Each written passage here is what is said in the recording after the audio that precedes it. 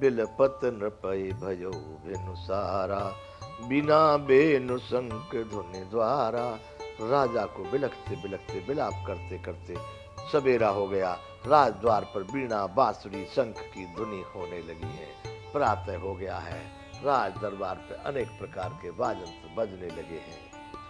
पढ़े भाट गुन गावहि गायक, सुनत नृपहि जनु लागहि सायक। भाट लोग वृंदावली पढ़ रहे हैं, कुल की प्रशंसा, उस वंश की प्रशंसा कर रहे हैं। गवैये गुणों का गान कर रहे हैं। सुनने पर राजा को पहाड़ जैसे लग रहे हैं। वो प्रशंसा के गीत, वो गुणों की बड़ाई बड़प्पन प्रशंसा सब महाराज को बाणों के समान लग रही है। मंगल सकल सुहाइन कैसे, सहगामिनी विभूषण जैसे। महाराज दशरथ को, राजा को ये सब मंगल साज कैसे नहीं सुहा रहे हैं। जैसे कोई सती स्त्री, पतिव्रता स्त्री अपने पति के साथ सती होने वाली हो, तो उस स्त्री को आभूषण अच्छे नहीं लगते, पसंद नहीं आते, किसी भी उतार के फेंक देते। उसको पति ही अपना देख, वो सती होना चाहिए, उसके साथ ही जाना चाहती है। तेरी सुनींद परी नहीं काऊ, राम दरस लालसा उछाऊ। बंधुओं कह रहे कि उस दिन अयोध्या में कोई निर्जागरण करते रहे, प्रातः राम का राज जब से देखेंगे। राम दर्श लालसा उछाऊ। राम जी के दर्शन की लालच और इच्छा उत्साह से उस रात्र को कोई सोया ही नहीं, अयोध्या जगते रहे। 37वां दुआ बंधुओं ये अयोध्या कांड का। द्वार भीर सेवक सचिव कहें उदित रवि देख। दरवाजे पर बहुत सारी भीड़ हो गई राजद्वार पर, और सेवक और सचिव, दास और मंत्री लोग सब, सूरज निकल रहा है ऐसा देख करके आपस में बात करने लगे कि जागे अजहून अवधपति, कारण कवनु विशेष। ऐसा कौन सा विशेष कारण है कि आज अवधपति दशरथ जी अभी तक नहीं जागे। ये तो बहुत जल्दी जग जाते थे, आज तो बहुत काम है, महाराज अभी तक उठे नहीं, जागे नहीं। ये कौन सा कारण है। महाराज को आपस में, महाराज के ना आने पर वो सभी लोग बातें कर रहे हैं, मंत्री सचिव सेवक। 37वां दोहा ये बालकांड का। पिछले पहर भूप नित जागा, आज हम बड़ अचर जुलागा। राजा नित्य ही रात के पिछले पैर जग जाया करते थे, यानी अंतिम पैर पर, पिछले पैर पर, ब्रह्म मुहूर्त में नित्य प्रति जग जाते थे। आज हमको बड़ा आश्चर्य हो रहा है कि महाराज नहीं जगे। आज तो बहुत विशेष दिन है, विशेष कार्य है, महाराज अभी नहीं उठे।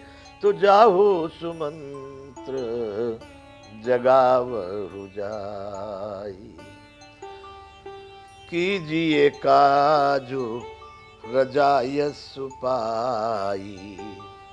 सुमंत्री जाओ, जाकर राजा को जगाइए और उनकी आज्ञा पाकर अब आगे का काम कीजिए। रजायस, राजा की आयस पाकर के आगे का कार्य किया जाए। ऐसा लोगों ने सहमति राय दी है सुमंत्री जी को। सुमंत्री जी बोले ठीक बात है, किसी कारण से सोते रह गए, भूल गए कार्य को।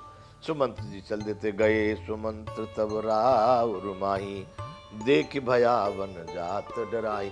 सुमंत्र जी चले गए हैं राजा के पास, और वो बड़ा भयानक वहां पर कोप भवन की तरफ स्थिति देख करके सुमंत्र जी ही डर गए। उनको आगे जाने में डर लगने लगा कि ये कहां जा रहा हूं मैं। जहां बड़ा आनंद होता था राजा की ओर जाने में, प्रसन्न होते थे महाराज अपने मंत्री सेवक सचिवों को देखकर, आज सचिव देखकर डर रहे हैं। धाये खाए जनु जाए नहेरा, मानव विपत्ति विषाद बसेरा। ऐसा लगता मानो दौड़कर काट खाएगा, उसकी ओर देखा भी नहीं जाता, मानो विपत्ति और विषाद ने यहाँ डेरा डाल रखा है।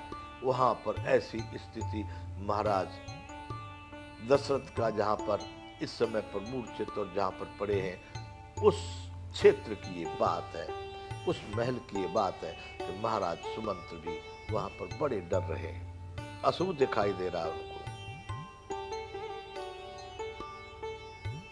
पूछे कौन उत्तर दे, भाई महाराज कहाँ है? किसी को पता महाराज कहाँ है वहां पर बहुत सारे कर्मचारी लोग हैं, दास दासियां हैं, लेकिन कौन उत्तर दे, पूछ रहे हैं सबसे लेकिन कोई उत्तर नहीं दे रहा है। गए जे ही भवन भूप के, अंत में वो चलते चलते उस महल में गए जहां राजा और केकई थे। उसी को भवन में केकई भी बैठी हुई, एक तरफ को राजा मूर्छित पड़े हुए हैं। गए जे ही भवन भूप के, राजा और केकई जहां थे वहां पर सुमंत्र पहुंच गए। देखा अब क्या करते, कहे जय जीव बैठे सिरुनाई, देखी भूप गति गयो सुखाई। जय जीव, जय हो महाराज, आपकी जय हो, वंदना करके सिर नवा करके प्रणाम करके एक तरफ बैठ गए, सिर नमाकर। देख भूप गति गयो सुखाई, जिस तरह से महाराज दशरथ पृथ्वी पर पड़े हैं बड़ी दीन हालत में, सुमंत्र जी खुद सूख गए कि ये क्या हुआ। सोच विकल विवरण महि परेऊ, मानव कमल मूल परिहरेऊ। देखा राजा सोच से व्याकुल है, चेहरे का रंग उड़ गया है, जमीन पर ऐसे पड़े मानो कमल जड़ से छोड़ करके, जड़ से उखड़ करके मुरझा पड़ा हो। कमल को जड़ से उखाड़ दो तो उसकी पंखुड़ियां इतनी बेकार लगती है, काली पीली हो जाती है। महाराज के तन की स्थिति ऐसी हो गई है कि उनको देख करके लग रहा है कि जड़ में से कमल उखाड़ के फेंक दिया हो। सचिव सभीत सकै नहीं पूछी,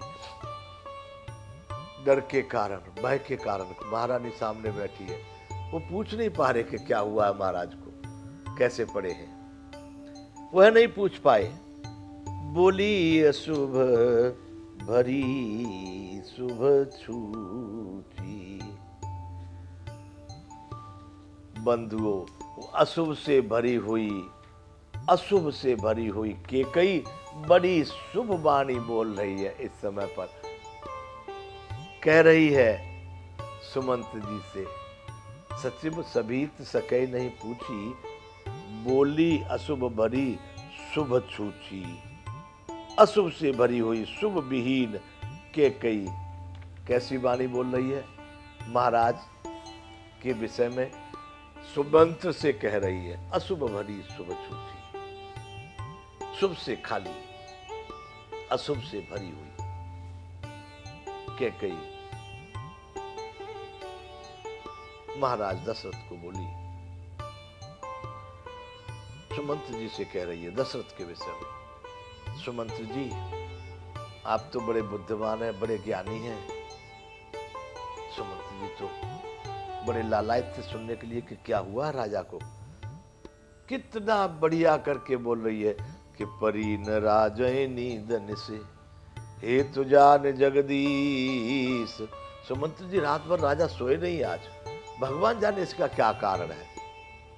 राम राम रट भोर किए कहे न मरम महीस, राम राम राम हे राम, राम राम रट करके सवेरा कर दिया इन्होंने, और ये किसी को भेद भी नहीं बता रहे कि क्या कारण है। पूरी रात नहीं सोए, भगवान जाने सुमंत्र जी इनको क्या हुआ है, ऐसा बोली, भगवान के ऊपर रख दिया, हे तू जान जगदीश, भगवान जाने।